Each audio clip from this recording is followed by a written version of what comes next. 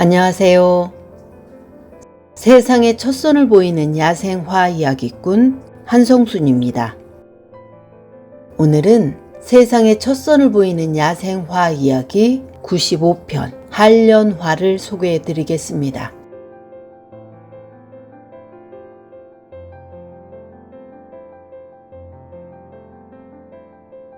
한련화의 꽃말은 애국심, 변덕입니다. 꽃은 노란색, 주황색, 붉은색, 보라색 등으로 다양하며 잎 겨드랑이에서 나온 꽃자루에 한 개씩 달립니다. 꽃은 6월에서 10월에 피며 열매는 7월에서 10월에 익습니다. 학명에는 꽃을 거꾸로 보면 군사들이 쓰던 투구와 닮았고 잎 모양은 방패를 닮았다는 뜻이 들어 있습니다. 꽃은 연꽃을 닮았으나 무태 산다고 하여 한련화라고 합니다. 관상용으로 기르며 허브 식물로 잎은 후추 맛이 있어서 샐러드나 샌드위치에 넣어 먹고 꽃은 음식 장식용으로 씁니다.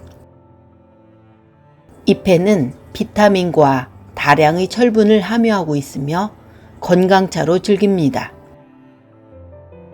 차는 감기에 좋고 소화를 촉진하며 강장, 혈액순환 촉진, 살균 효과가 있습니다. 또한 상처 치료, 비뇨기와 호흡기 질환의 약용으로 씁니다. 남아메리카 안데스 지역이 원산지입니다. 하와이와 뉴질랜드 등지에는 귀화 식물로 정착하였습니다. 이름이 비슷한 한련초가 있는데 한련화와는 모습이 많이 다릅니다. 한련초 꽃은 8월에서 9월에 피며 줄기나 가지 끝에서 머리 모양 꽃이 한두 개씩 붙습니다. 추출물은 염색약과 탈모제 원료로 사용됩니다. 손승휘 작가가 쓴 소설 한련화의 일부분을 소개합니다.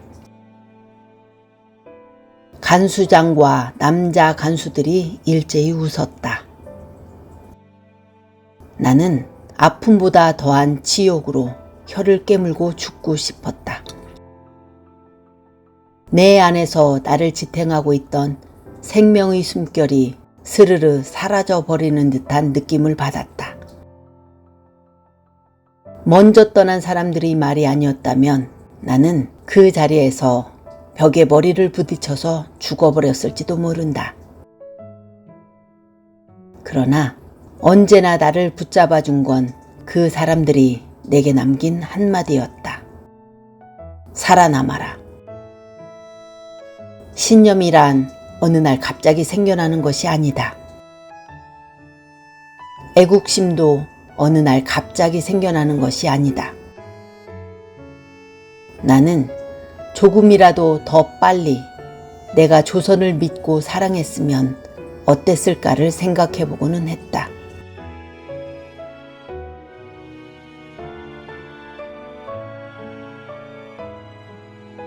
오늘은 세상에 첫선을 보이는 야생화 이야기 95편 한련화를 소개해 드렸습니다. 감사합니다.